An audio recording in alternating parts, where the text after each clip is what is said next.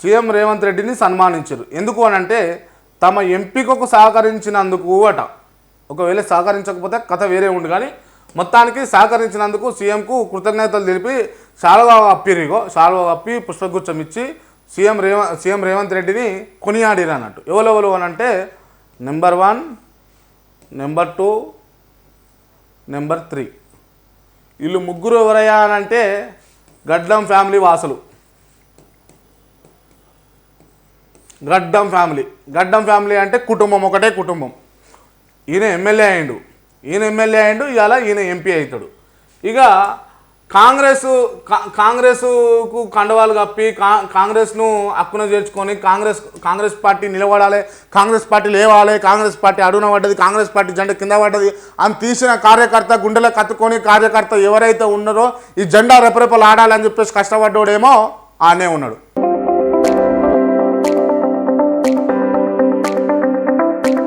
ఒకటే కుటుంబంలో 3 స్థానాలు అవసరమా? సీఎం రేవంత్ రెడ్డి గారు మీరు ఆలోచించండి. గతంలో కేసీఆర్ గారిని కుటుంబ పాలన అన్నారు కదా, సరే కేసీఆర్ చేసింది కుటుంబ పాలనే ముమ్మాటికి, మరి మీరు చేస్తుంది ఏంది? కుటుంబ పాలన అంటే అనుముల రేవంత్ రెడ్డి గారి కుటుంబంలోకి నుంచే రావాల్సిన అవసరం లేదు కదా. ఒకవేళ క్యాపబిలిటీ ఉంటే వచ్చిర్రు అని అంటే అది వేరే అంశం, కానీ ఇప్పుడు ఒకే కుటుంబంలోకి ఎంచి ఇవ్వాల్సినటువంటి అవసరం ఏమున్నది? ఈడ ఎమ్మెల్యేకి ఇచ్చినప్పుడు ఈయనకి ఎమ్మెల్యే చేయకపోతే ఉదయకాంత్ అనేట ఆయనే అడ్వకేట్గా ఉన్నాడు కదా, తనకు వస్తూ ఉండే ఆ టికెట్ వినోద్ ప్లేస్లో.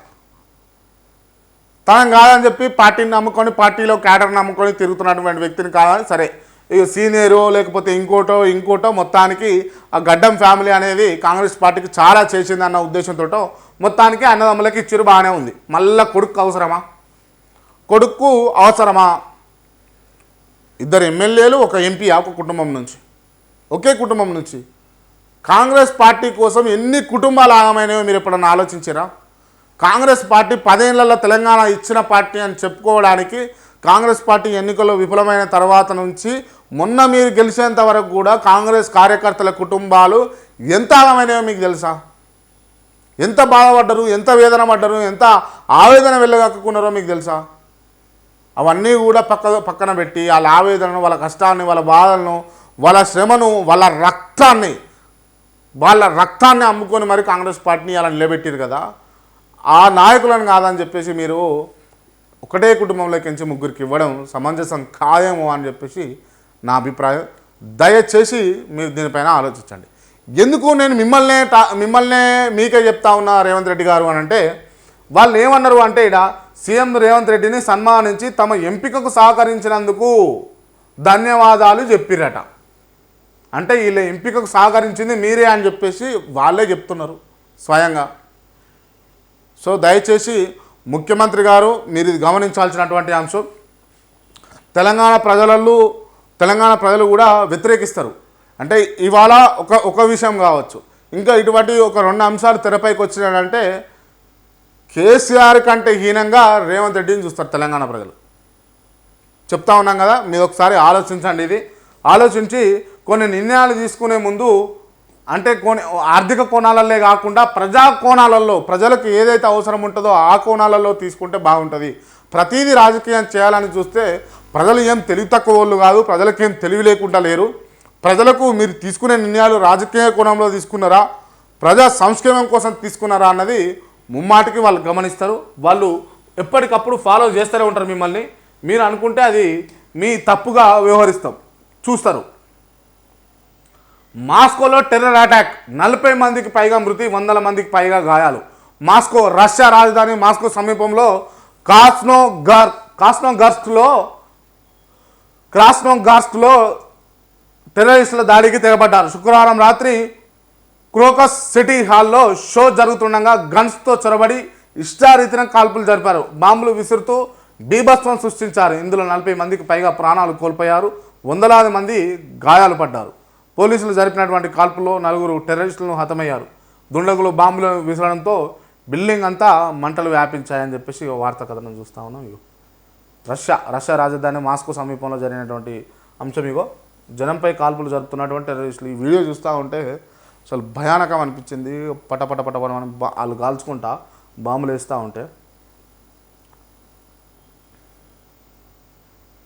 కవితకు నో బెయిల్, ట్రయల్ కోర్టుకు వెళ్ళాలని చెప్పినటువంటి సుప్రీంకోర్టు 6 వారాల్లోగా కౌంటర్ దాఖలు చేయాలని ఈడీకి ఆదేశం అని చెప్పేసి ట్రయల్ కోర్టుకు వెళ్ళాలని చెప్పినటువంటి సుప్రీంకోర్టు అన్న అంశం అయితే చూస్తూ ఉన్నాం కదా. ఒకసారి పూర్తి ఢిల్లీ లిక్కర్ స్కామ్ కేసులో ఎమ్మెల్సీ కల్వకుంట్ల కవితకు బెయిల్ ఇవ్వడాన్ని సుప్రీంకోర్టు నిరాకరించింది.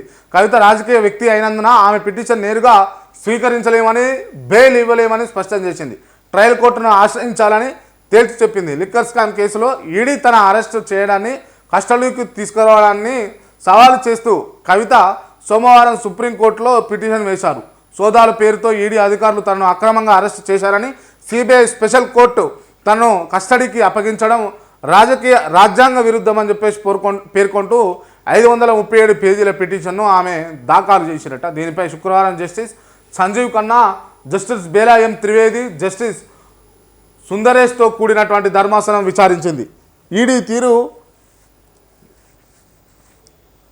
తీరు కలిసివేసింది కవిత లాయర్లు చెప్తున్నటువంటి అంశం. కవిత తరపున సీనియర్ అడ్వకేట్లు కపిల్ సిబల్, విక్రమ్ చౌదరి వాదనలు కొనసాగించారు. తొలుత సిబల్ వాదనలు ప్రారంభిస్తూ హైకోర్టుకు వెళ్లాలని మాత్రం సూచించవద్దని కోరారు. కవితకు వ్యతిరేకంగా ఉన్నటువంటి ప్రతి స్టేట్మెంటు అప్రూవర్లుగా నుంచి ఈడీ సేకరించింది తప్ప ఒక్క చిన్న ఎవిడెన్స్ కూడా దర్యాప్తు సంస్థ దగ్గర లేదని అన్నారు. నిరుడు సెప్టెంబర్లో కవితను నిందితురాలిగా ఈడీ పేర్కొనలేదని, కానీ కవిత అరెస్టు రిపోర్ట్లో మాత్రం ఆగస్టులోనే కవితకు వ్యతిరేకంగా పలు ఆధారాలు చూపించారని తెలిపారు. అయితే కపిల్ సిబాల్ అంటే ఆయన కాంగ్రెస్ సంబంధించినటువంటి వ్యక్తి అని చెప్పేసి కొంతమంది అన్నారు. సరే అవునా కాదా ఇది వేరే అంశం. సరే ఏం చెప్తా ఉన్నాడు కపిల్ సిబల్ అనేటటువంటి న్యాయవాది, హైకోర్టుకు వెళ్ళాలని మాత్రం సూచించొద్దు. కవితకు వ్యతిరేకంగా ఉన్న ప్రతి స్టేట్మెంటు అప్రూవర్ల నుంచి ఈడీ సేకరించింది తప్ప ఒక్క చిన్న ఎవిడెన్స్ కూడా లేదు. అప్రూవర్లు 100 చెప్తారు. ఇప్పుడు ఎవడన్నా దొంగ దొరికింది అనుకో, ఈ ఏడరా నువ్వు ఎట్లా దొంగతనం చేసినావు అని అంటే నాకు పలానా ఆయన ఇచ్చిండు, పలానా ఆమె చెప్పింది అని అంటారు. అంతే, వాళ్ళు చేసింది దొంగ. ఇవాళ అప్రూవర్గా చెప్పినంత మాత్రాన ఆ పలానా ఆయనను పట్టుకొని వచ్చి నిందిస్తే ఎట్లా, నువ్వే నువ్వే చేసినావు అని అంటే ఎట్లా, దానికి సంబంధించిన ఆధారం లేదు అని చెప్పేసి కపిల్ సిబాల్ చెప్తున్నటువంటి అంశం. మొత్తానికి మీకు స్థాయి ఉండొచ్చు, మీరు ఎమ్మెల్సీ కావచ్చు, మీరు మాజీ ముఖ్యమంత్రి గారి కూతురు కావచ్చు, కానీ మీరు డైరెక్ట్గా సుప్రీంకోర్టుకు రావద్దు, మీరు ఏం చేయాలి, ట్రయల్ కోర్టుకు వెళ్ళాలి అని చెప్పేసి సుప్రీంకోర్టు సూచించిందట. సుప్రీంకోర్టు సూచిస్తే దానికి కపిల్ సిబాల్ కూడా చెప్తా ఉన్నాడు. ఏమంటా ఉన్నాడు అంటే హైకోర్టుకు అయితే పొమ్మనవద్దు అని చెప్పేసి కోరిండట. మొత్తానికి మరి సుప్రీంకోర్టు అయితే బెయిల్ను తిరస్కరించినట్టుగా మనం కవితకు నో బెయిల్ అన్న వార్తా కథనాంశాన్ని అయితే V6 వెలుగు దినపత్రికలో చూస్తూ ఉన్నాం.